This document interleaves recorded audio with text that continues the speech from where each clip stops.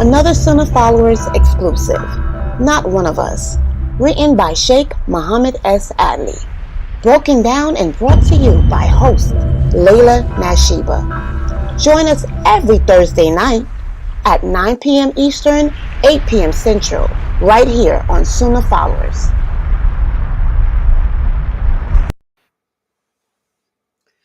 Ina alhamdulillah, wa salat, wa salam ala, wa rasulullah. Welcome to our hadith class for tonight. And we are having two hadiths that we're going to discuss tonight. One from the book entitled Not One of Us. And then the second will be from the book entitled Beware. And both of these books are composed by Sheikh Muhammad Saeed Atli. And what he did was took different hadiths of benefit from the Sitta to put in these two books for us to ponder the meaning of. And both of them are books reminding us or warning us to beware of certain things or certain scenarios, which in turn may compromise our iman, compromise our faith. It does not mean that if you indulge in these practices or you indulge in these activities that you are a kafir, that you're an unbeliever. Instead, it's the Prophet sallallahu alaihi wasallam reminding us to not get involved in these scenarios because they could grossly impact our belief and our practice. And let's take a look at the two hadiths for tonight. So let's put the PowerPoint up on the screen. And the first one we'll be dealing with is from the book entitled Not One of Us. And again, for those of you who have not yet purchased these books, you want to go ahead and go to adlyonline.com, ADLY online.com, and pick up these books. The first one is Not One of Us. It's right there. I think it's like $7. And then the second book is Beware, and this is it. And it's like $4 or so. And today we're going to be continuing with the next hadith in each book. For the first book, Not One of Us, we'll be discussing how the Prophet sallallahu alaihi wasallam warned us against not showing mercy to the youth and not respecting the elderly. And then the second hadith from the book Beware will address how we should beware of debating or arguing about the decree of Allah. Okay, so let's get started with the first one from Beware. This is from Not One of Us. And this hadith was narrated by Ibn Amir al-As. He said that the Prophet sallallahu alaihi wasallam said, whoever does not show mercy to the youth and does not respect the elders is not one of us. And again, in this hadith, the Prophet sallallahu alaihi wasallam is not saying that you're a kafir, that you're an innovator, a deviator. You're going to burn, baby, burn, disco fever. He's not saying none of that. What instead he is saying is, he's illustrating the importance in Islam of being kind and compassionate when you're dealing with the children, because the children are very impressionable. You can leave an impact on a child that can be either positive or negative. I mean, let's take a look at ourselves. How many of us still have stigmas? How many of us have stigmas in our life about something that happened in our childhood? How many of us have likes and dislikes that are based on what we experienced when we were younger? So children are very impressionable. The youth are impressionable. And I'm not just talking about little children. I'm talking about teenagers, people in their early 20s, in their 20s even. When we're up to from the childhood through the 20s, we are easily impressed by others. We're easily impressed by our environment, easily impressed by the people that come in contact with us. So we should be compassionate when dealing with the youth, when dealing with people who are young.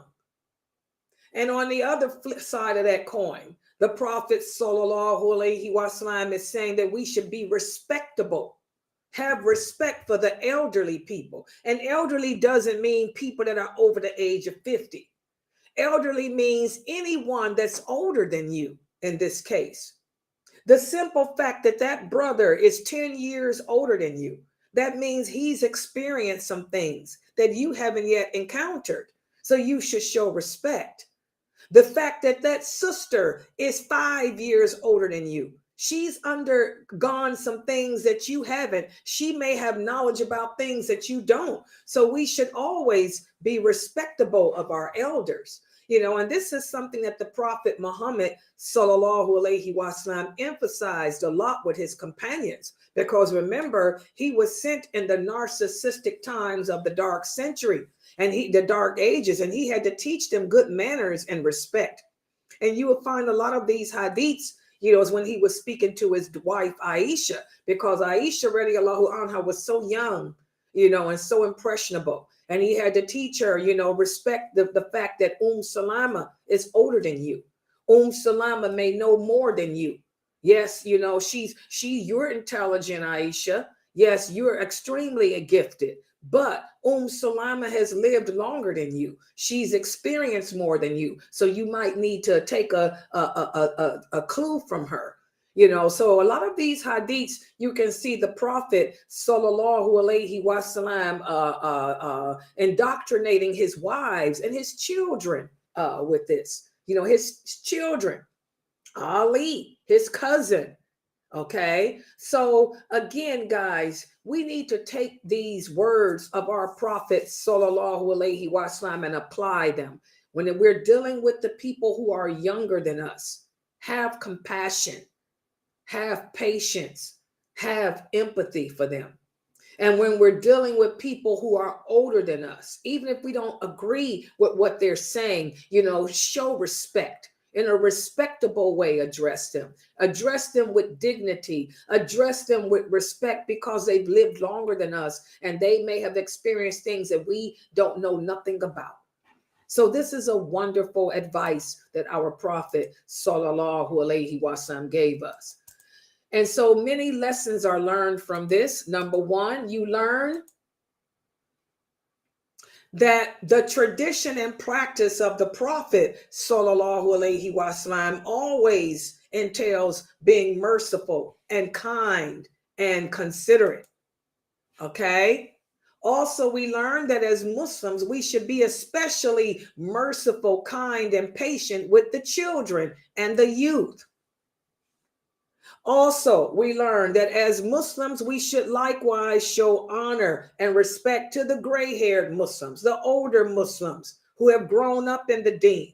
And this is important because we're living in the era of fitna that our Prophet Sallallahu Alaihi Wasallam warned against. Look at all these YouTube channels where you see these young Muslim boys, these young Muslim men in their 20s and 30s bashing and name calling other brothers in their 50s and 60s and 70s, calling them kafir, innovator, deviator, subhanallah. Maybe those brothers know something that you don't know. You're 20, you're 30. Show respect. Show respect. Respect the fact that this person has lived longer than you, and he probably knows more than you. Okay, be quiet, listen, learn. Okay, so this is a good advice because the youth today have no respect for the elderly. And also we learn from this hadith that we should also offer proper respect to people. Respect the children, respect women, respect the people of authority, respect the elderly. Islam is all about justice. And as Muslims, we need to call back to that. We need to call back to that justice, call back to the sunnah of the Prophet Sallallahu Alaihi Wasallam. So this is a wonderful hadith. Again, the Prophet is not saying that you're a kafir. But what he's saying is anyone who does not show respect to the elderly, anyone who does not have patience and compassion for the children is not exhibiting the adab, the manners and behaviors of the prophet and his companions. We all say that we're upon the traditional Islam. We all say that we're upon the way of the prophet, sallallahu alaihi wasallam, and his companions.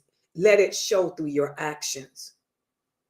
So that's the first hadith for us to review for tonight.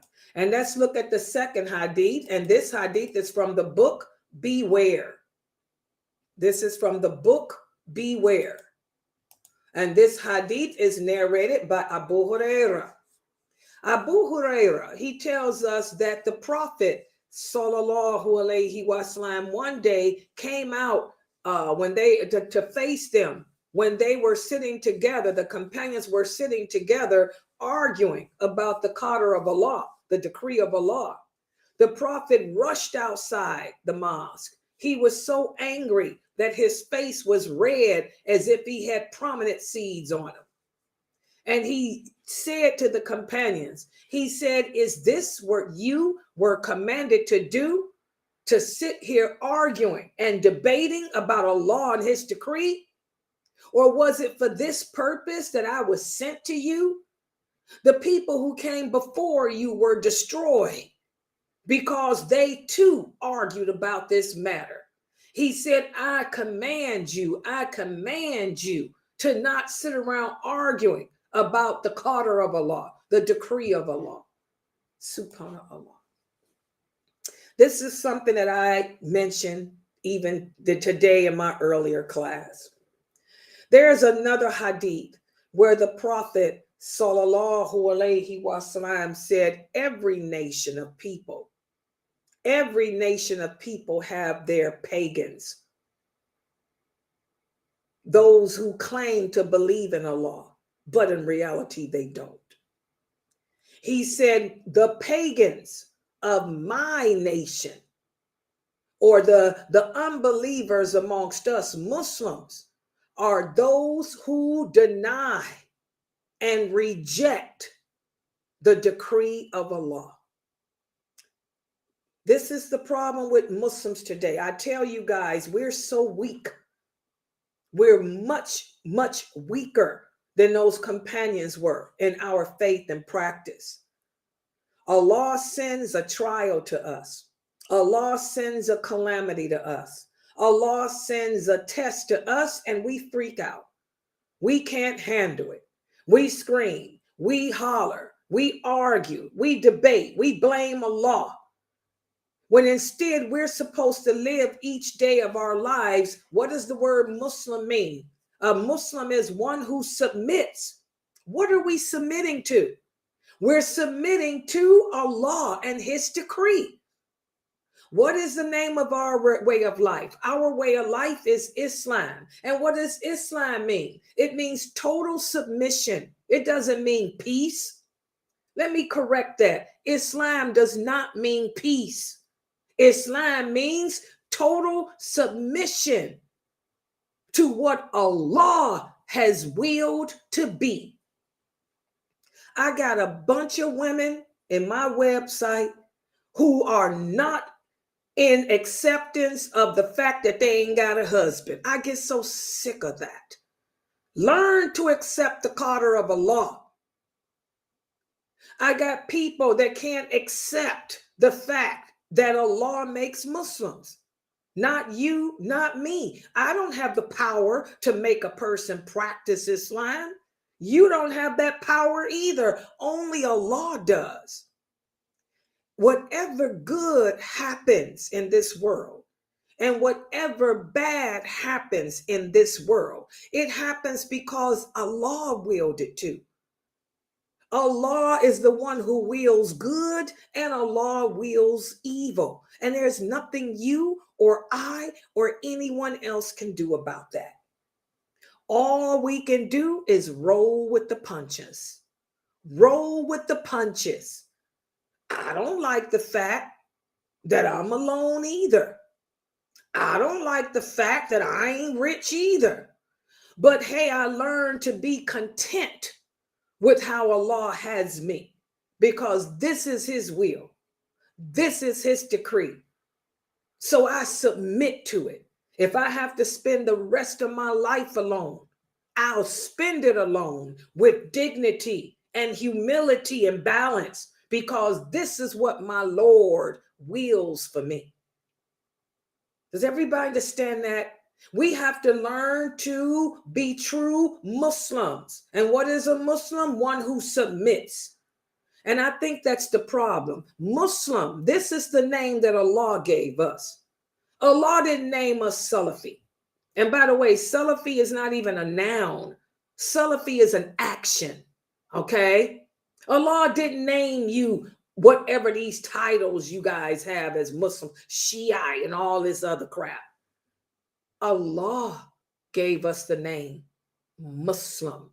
The same name he gave to Moses. The same name he gave to Jesus. The same name he gave to Adam, Eve, and everyone that came before the Prophet Muhammad sallallahu alaihi wasallam. Muslim, one who submits. We're so busy trying to take on other titles. We're so busy trying to adapt other names for ourselves that I think we've gotten away from what we truly are.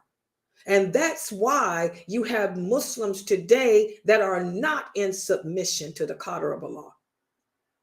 They're living their lives complaining against his qadr. They're living their lives thinking that other people can change their qadr.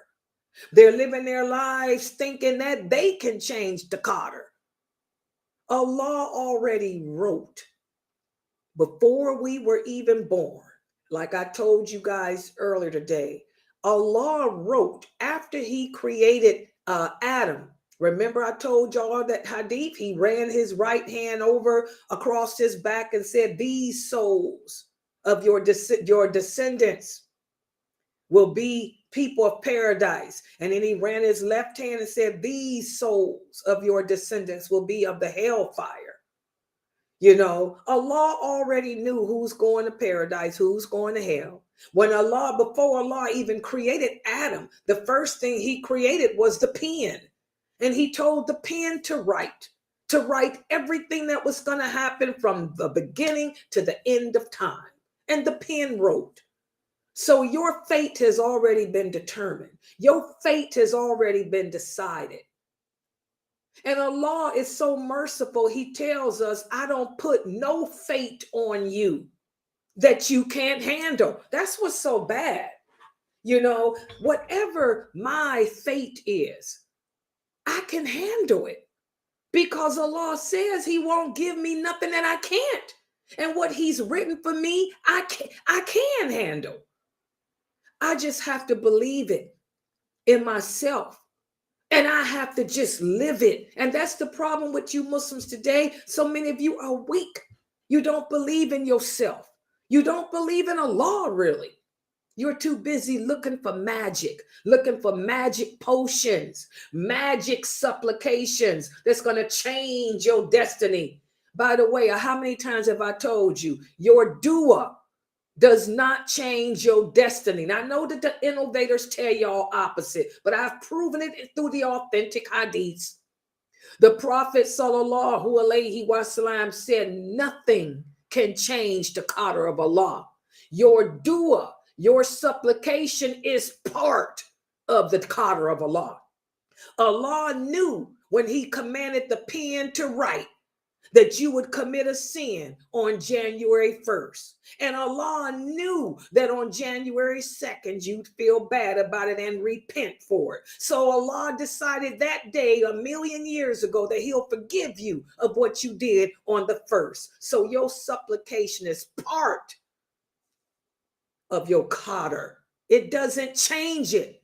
And y'all got to stop listening to these innovators tell you opposite. Maybe then you will stop begging people to pray for you, and you will still get a relationship with Allah and pray for yourself. The companions asked the Prophet sallallahu alaihi wasallam to make dua for them, because he was a prophet of Allah.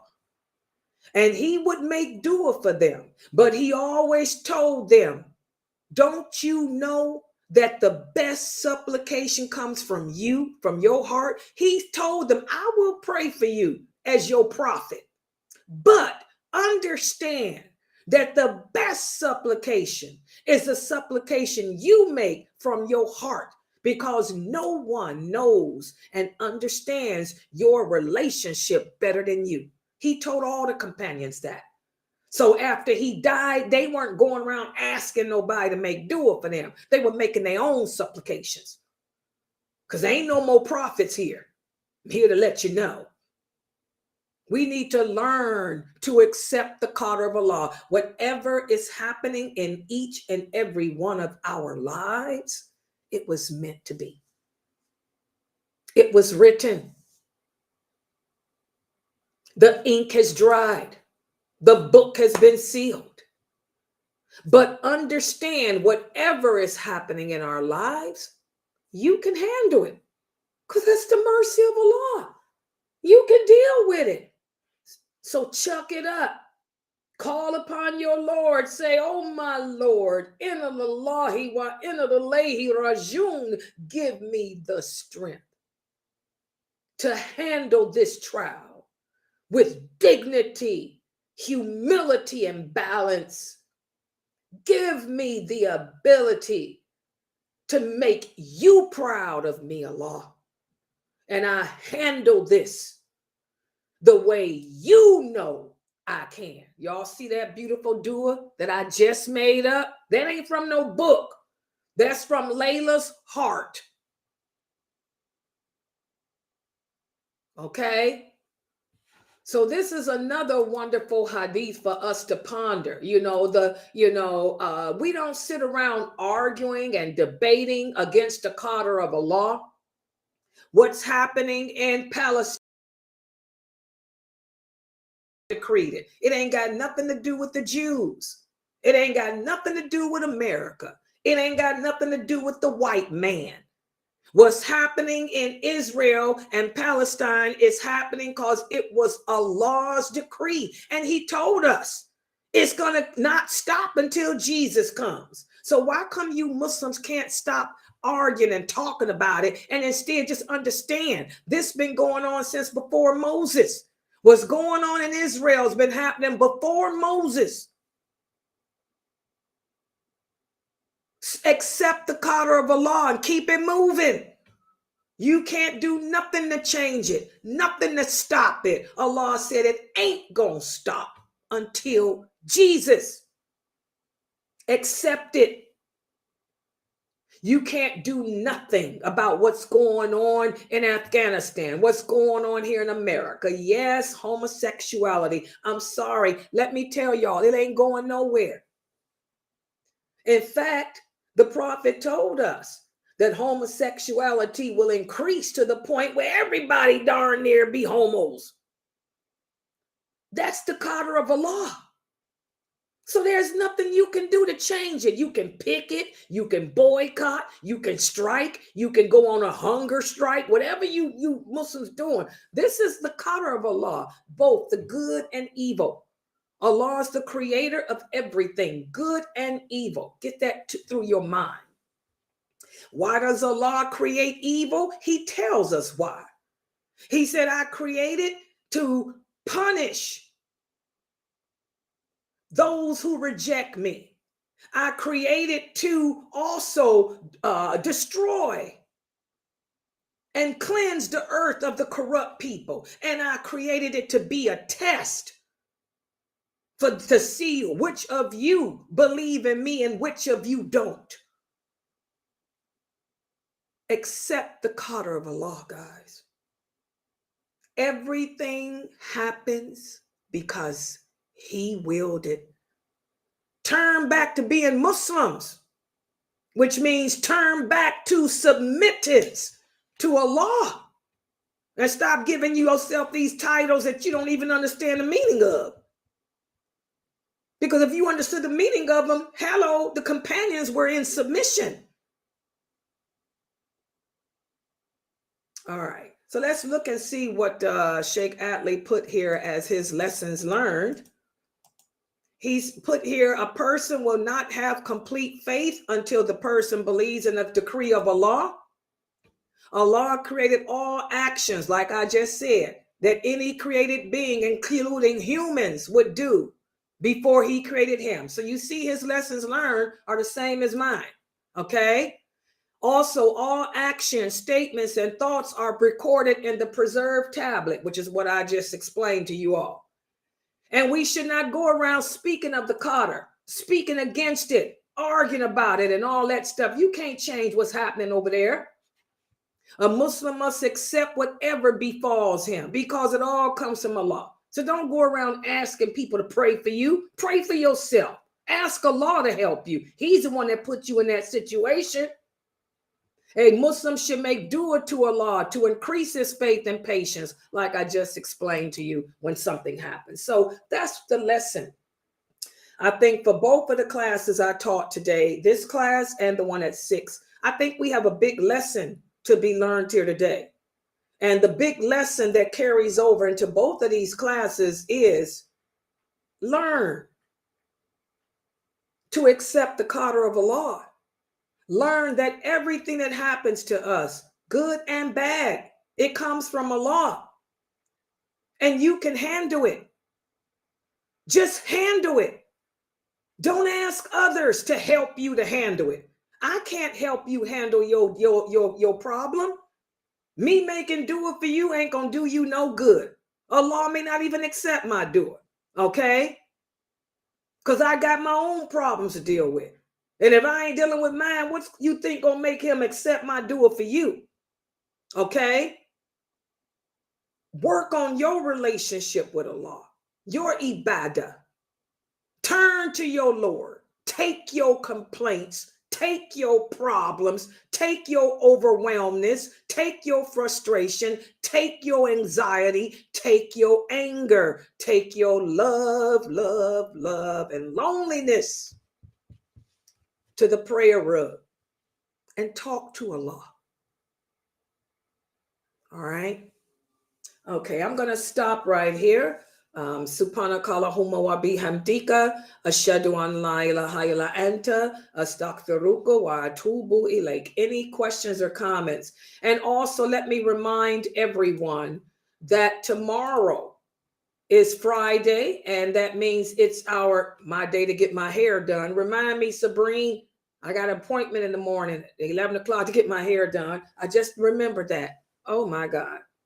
Okay, and also tomorrow is Friday. Not only is it Layla's day to get her hair done, but it's also the Q&A, our Sunnah Followers Q&A show. So I hope you guys have questions. Any questions that you all have about Islam, you want to bring them here tomorrow at 9 p.m.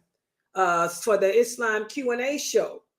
So that we can try to answer. If I can't answer your questions, which I'm sure you got some that I can't answer, I'll call Sheikh Morsi, who's a scholar of the ulama, and he will be available to answer. And we also have Dr. Ibrahim Dormali. Dr. Ibrahim Dormali is on the American Muslim Jurist Association here in America, and he can help answer if I can. So we got qualified people.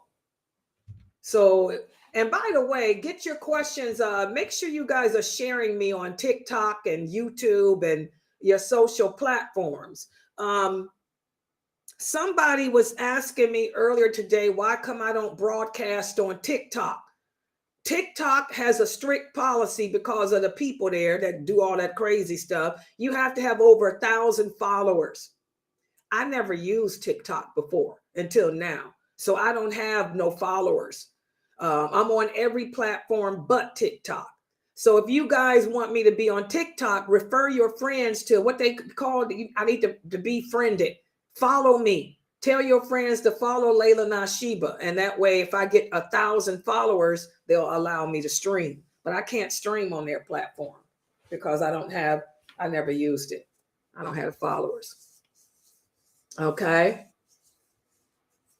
No, Sister Amina, this is a misconception. The Prophet Muhammad, sallallahu alaihi wasallam, never told us to go around making dua for people. This is what the Sufis teach. This is why we have to be very careful of where we get our knowledge from. The Sufis believe that if you go to a righteous person, that person can speak to Allah on your behalf. That's not what the Prophet taught. Okay. And the Prophet stressed that to the people. So this is a Sufi misconception that if I go to the Imam or the Sheikh, or if I go to this righteous person, they can intercede on my behalf to Allah. This is not Islam. No, you make your own dua. The Prophet Muhammad sallallahu alaihi wasallam taught us and taught the companions to establish your own ibadah, your own relationship with Allah. Every one of us should have our own personal relationship with Allah. That's how you become an ally of Allah. Okay? You can make general dua for anybody. But if you, instead of you asking people to pray for you, you pray for yourself. You understand, Amina? If I want to make dua for all the sick Muslims in the world, I can say it, oh Allah, help all the sick Muslims on earth. But if I want Allah to help me, Allah commands you in the Quran, Amina. He says, call upon me when you need help.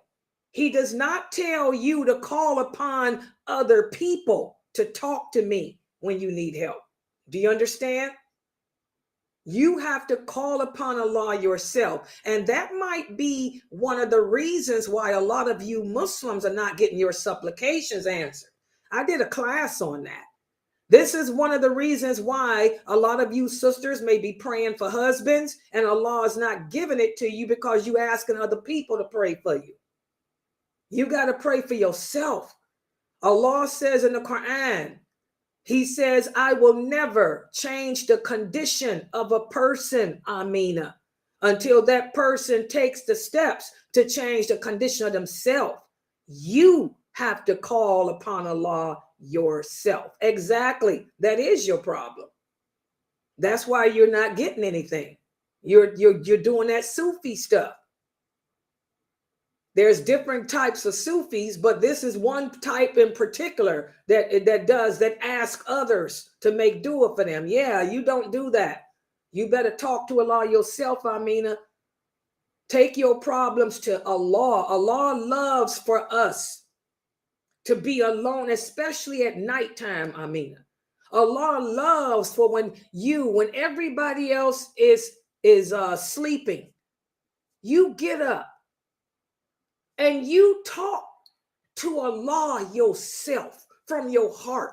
He loves when you plead with him. Tell him your problems. Tell him what you feel. Ask him to help you because this is what I'm going through. This is what I need. That's when Allah responds. And this is what I was saying earlier in my earlier class, guys. We have to learn the religion the correct way. A lot of you guys are listening to different people talk. And Amina, I know who you listening to because you one of my students now. And you're going to Sufis. A lot of those women that you listening to and following, especially that nun and all the rest of them, those women belong to Sufi sects. They're Sufis. And they're the ones that promote that, asking people to pray for you. They also promote calling on the dead, making dua to the deceased. This is why I tell y'all, be careful hopping around on this internet, because most of the people on the internet talking about Islam, 98% of them are calling you to something other than the Sunnah. And I tell y'all that all the time and y'all don't listen. So now you believe that you're supposed to ask people to pray for you. No, that ain't what the Prophet taught. No, pray for yourself. That ain't what Allah said. Allah says, call upon me for help. I'm the only one that can change your situation. Whatever good happens to you comes from me. Whatever bad happens to you too, Amina, he says, comes from me. So if you want your situation to change, come to me and talk to me. That's Quran, sister. Stop listening to those Sufi women. Sufi women on YouTube. All of those women that y'all listen to are Sufis. By the way, if you sisters don't know it, all those women that y'all listen to are Sufis. I know who y'all listening to. Them women don't know nothing about the Sunnah. And y'all better stay away from those feminist Wadud followers, because they even worse than Sufis. They got some whole other crazy stuff going on. Y'all listen to the wrong women. SubhanAllah, man. Yeah. Yeah. Okay. Any other questions or comments? Make sure y'all bring. And by the way, I added some new stuff to the Sunnahfollowers shop. I just made some paintings. Canvas stuff. Let me see if it's showing up, because I want to show y'all. And by the way, I'm buying the stuff for my apartment. I bought the what you call those things? The coasters, and I got the clock. And I just made some pictures, some canvas art, wall art to hang up on your wall with our website on it. Let me show y'all how it looks. I can't wait. I'm going to order this stuff too. And everything is on sale. They have sales every day. So that's the good thing. Let me see if it's, because I just designed it. Let's see if the lady put it up for me yet. It's part of my collection. Did she put it up yet? She didn't add it to the collection yet, but let me show y'all what it looks like. Hold on, wall art. Okay, get this out the way. Okay, let me share my screen. I ordered these little wall canvases to hang up on your wall. This is one. This is how thick they are. They'll have their black with the gold Sunnah followers there. And they're different sizes. You can get a 10 by 10, and you can get however many you want, like 2 in a pack, 5 in a pack, or whatever. This is the difference. This is the most. This is the 36 by 24 size. Then you got the 10 by 10s. You can get 1 in a pack for $20. You know. So those are the new paintings I just added. It's black canvas with the gold Sunnahfollowers online. You can hang up on your wall. So I just added that, you know, so I'm going to put it in my office. I'm going to put one on this side of the wall, one on the other, and the little 10 inches over there. So just check out the Sunnahfollowers shop, guys. I added new stuff. And again, you can, they have sales. Remember, we only get 30% of the royalty. I had to make the prices higher so we can get some royalty, guys. I mean, we don't want no $2 royalty. I want to at least get a $10 royalty on everything, so we can go to pay the website expenses. So check out the let me give y'all the link to that shop. This is the link. Hold on. Where is it at? Can you post the link on the chat, please? Okay, hold on for a second. Let me do this first. Y'all see that? That's the link. Shop Sunnahfollowers online store. Y'all can scan that. For those of you in here, scan it. And for those of you not in here, wait a minute. Where's the chat box?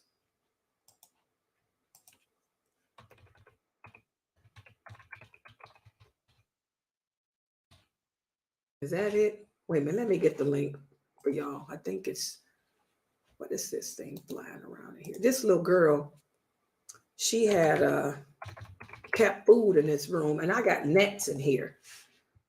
Nets everywhere. Hello, girl. I'm gonna have to do something to get rid of these nets. Okay, hold on. Let me give you the link on here. That's it. I thought that was it, but I wanted to make sure.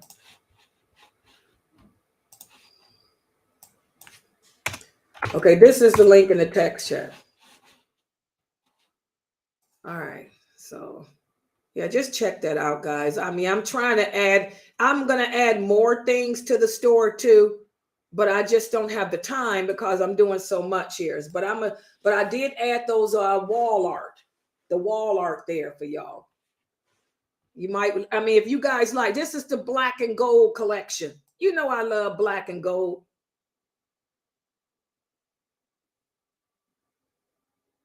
The totes are really nice. Yeah, the totes are beautiful. And they come in different sizes too. I got the jug. I got my clock. The clock is in 6 different styles too.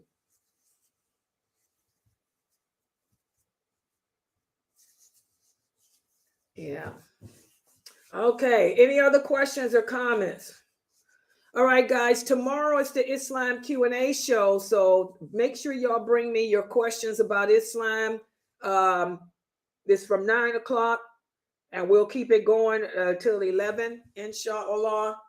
And don't forget the 6 o'clock class tomorrow. The diluting el wala wal better. Make sure y'all read chapter 10. We'll begin chapter 10 tomorrow. Okay, so I'm going to sign out for tonight. Subhanakallahumma wa bihamdika ashhadu an la ilaha illa anta astaghfiruka wa atubu